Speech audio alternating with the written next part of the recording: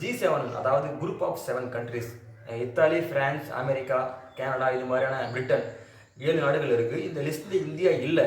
ஆனால் இல்லைனா கூட ஒவ்வொரு டைம் நடக்கிற G7 மாநாட்டில் இந்தியா கலந்துப்பாங்க. அதுக்கான முறைப்படியான அழைப்பு இந்தியாவுக்கு வரும். எதனால் இந்தியா கலந்துருக்கு, ஒருவேளை வரும் காலங்களில் G7 லிஸ்ட்டில் இந்தியா சேருமா, ஒருவேளை இந்தியாவுடைய பொருளாதாரம் டெவலப் ஆகிறதுனால இந்த மாநாட்டுக்கு இந்தியாவுக்கு அழைப்பு விடுதா? G7 மாநாட்டில் சீனா, ரஷ்யா இந்த மாதிரியான டெவலப்டு கண்ட்ரிஸ்லாம் இல்லை. என்ன காரணம்? G7 மாநாடும் சரி, G7 மாநாட்டில் என்ன விவாதிக்கிறாங்க, அதுக்கான முழு நோக்கம் என்றதை இந்த வீடியோ பார்த்து தெரிஞ்சுக்கலாம் வாங்க. அதுக்கு முன்னாடி சேனலை சப்ஸ்கிரைப் பண்ணாமல் தான் மறக்காமல் பண்ணுங்க.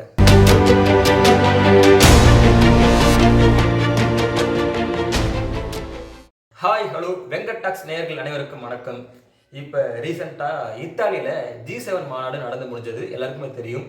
இந்த மாநாட்டில் இந்தியாவுடைய பிரதமர் மோடி கலந்துக்கிட்டாரு. ரொம்ப பெருமையான விஷயம். ஏன்னா G7 மாநாட்டு லிஸ்ட்டில் இந்தியா இல்லை. முதல்ல G7 மாநாடு என்னென்னு பார்த்தலாம் வாங்க. 80s காலகட்டத்தில் உலகத்திலேயே டெவலப்பான கண்ட்ரிஸ் 8 கண்ட்ரிஸ்லாம் சேர்ந்து ஒரு குழு அமைக்கிறாங்க. அதாவது G8 மாநாடு. அந்த குழுவில் Italy, France, Canada, America, Britain, Russia இந்த மாதிரியான 8 நாடுகள்லாம் சேர்ந்து G8ன்னு ஒரு குழு அமைக்கிறாங்க. இந்த நாடுகளுடைய பொருளாதாரம் உலக பொருளாதாரத்தை விட 50%, அதாவது 50% மற்ற நாடுகளை கம்பேர் பண்ணும்போது இந்த 8 நாடுகளும் இந்த மாதிரியான ஒரு செல்வாக்கோடு இருந்திருக்காங்க. ஆனால் ஒரு காலகட்டத்துக்கு அப்புறமா ரஷ்யாவுக்கும் அமெரிக்கா, பிரிட்டன் இந்த நாடுகளுக்கெல்லாம் ஒரு பகை இருந்துகிட்டே தான் இருக்கும். ரஷ்யா எப்பயுமே ஆகாது. அதனால் ஒரு சில அரசியல் காரணங்களாலையும் 2014 அப்புறமா இந்த G8 இந்த குரூப்பில் ரஷ்யா வெளியே போகிறாங்க. அதுக்கப்புறமா G7 நாடுகள் தான் Italy, France, Canada, America, Britain இது மாதிரியான நாடுகள் மட்டும்தான் G7 லிஸ்ட் இருக்காங்க. நீங்கள் கேட்கலாம், சரி ரஷ்யா போயிட்டாங்க, சில பாலிடிக்ஸ் இருக்குன்னு, ஏன் சைனா இல்லை? ஏன் சைனாவை இந்த G7 லிஸ்ட்டில் இந்த நாடுகள்லாம் சேர்த்துக்கலன்னா, ஒவ்வொரு தனிநபர் வருமானத்தை பார்ப்பாங்க இந்த G7 நாடுகள்லாம். எந்த நாடுகளில் தனிநபர் வருமானம் குறைவாக இருக்கோ அந்த நாடுகளில் G7 லிஸ்ட்டில் சேர்த்துக்க மாட்டாங்க. அப்படி பார்க்கும்போது ஜென்ரலாக சைனாவுடைய பொருளாதாரம் வெல் டெவலப்டாக இருந்தாலும், உலக அளவில் 2வது மக்கள் தொகை இருந்தாலும், தனிநபர் வருமானம் பார்க்கும்போது அவங்க G7 நாடுகள் எதிர்பார்த்ததை விட ரொம்ப ரொம்ப கம்மியாக இருந்த காரணத்தினால இந்த லிஸ்ட்டில் சைனாவை அவங்கள சேர்த்துக்கல. அந்த மாதிரியான மாநாட்டுக்கும் இன்வைட்டும் பண்ணல. அப்படி இருக்கும்போது நீங்கள் ஏன் இந்தியாவை இன்வைட் பண்ணலான்னு கேட்கலாம். அதுக்கான ஒரு முக்கியமான காரணம் சொல்லிடுறேன். இந்தியாவுடைய ஜிடிபி, உள்நாட்டு உற்பத்தின்னு சொல்லுவாங்க, 2.66 ட்ரில்லியன் அமெரிக்க டாலர். இந்த அளவு ஜிடிபி இந்தியாவுக்கு இருக்கு.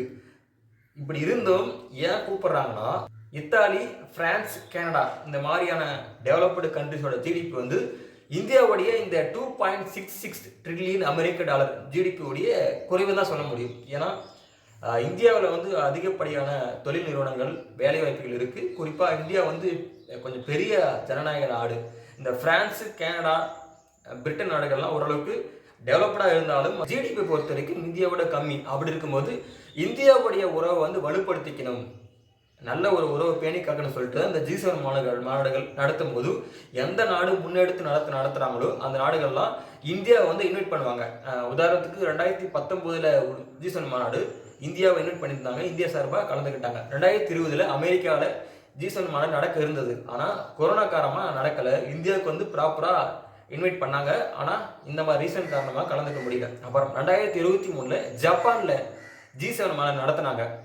இந்த மாநாட்டில் இந்திய சார்பாக பிரதமர் மோடி அவர்கள் கலந்துக்கிட்டார். இப்படி ஒவ்வொரு G7 மாநாட்டிலும் இந்திய சார்பாக பிரதமர் கலந்துக்கிறார். இந்த மாநாட்டில் இந்தியா இல்லைனா கூட இதெல்லாம் பார்க்கும்போது ஒருவேளை வரும் காலங்களில் இந்தியா G7 குழுவில் இணைஞ்சு G8 குழுவாக மாறலாமான்ற கேள்வி மக்கள் மத்தியில் எழ ஆரம்பிக்குது.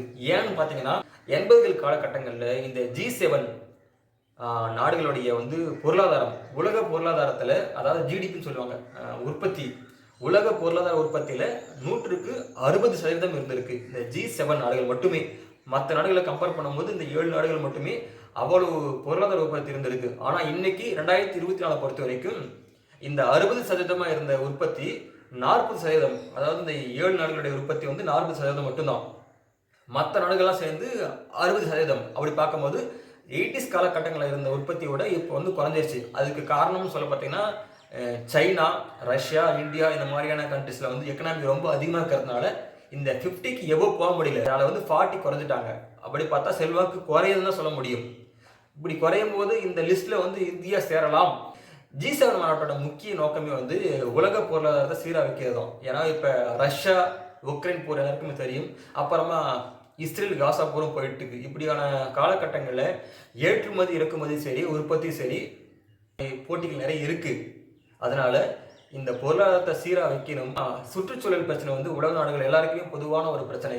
இந்த அதிகப்படியான கார்பன் வெளியேற்றம் வந்து உலக வெப்பமயமாதலுக்கு மிக முக்கியமான காரணம் இருக்கு. இதை எப்படி சீரா வச்சுக்கலாம், இது மாதிரியான உலக அளவிலான பிரச்சனைகளை விவாதிக்கிறதுக்கு தான் இந்த G7 மாநாட்டு நடத்துவாங்க. இந்த மாநாட்டை நடத்துகிற கண்ட்ரி எது இருக்கோ அந்த கண்ட்ரி தான் மற்ற நாடுகளுக்கெல்லாம் அழைப்பு விடுப்பாங்க. அப்படி இத்தாலியில் ரீசெண்டாக நடந்த மாநாட்டுக்கு நம்ம இந்தியா சார்பாக மோடி போயிருந்தாரு, அழைப்பு விடுக்கப்பட்டிருந்தது. அதுலேயும் மோடி சொல்லியிருந்தார். அதில் மோடி என்ன சொல்லியிருந்தாருன்னா, இந்த வந்து ஏஐ டெக்னாலஜி இருக்குல்ல, இதை பற்றி தான் வந்து குறிப்பாக மோடி பேசியிருந்தாரு. கண்டிப்பாக இந்த டெக்னாலஜி டெவலப் பண்ண இந்தியா உதவும். இந்த டெக்னாலஜி மூலிமா வந்து அபாயகரமாக இல்லாமல் மக்களுக்கு பயனுள்ளதாக இந்த டெக்னாலஜியை பயன்படுத்தணும் தான் மோடி வந்து வலியுறுத்தியிருந்தார்.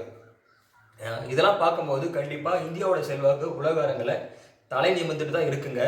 வருங்காலங்களில் இந்தியா இந்த G7 லிஸ்ட்டில் சேர்ந்துட்டு G8 குழுவாகவும் மாறும்ன்றது தான் எல்லாரோடைய ஆசையும். உங்கள் கருத்து என்ன? வருங்காலங்களில் இந்தியா இந்த G7 குழுவில் சேருமா சேராதா? மறக்காம கீழே கமெண்ட் பண்ணுங்கள்.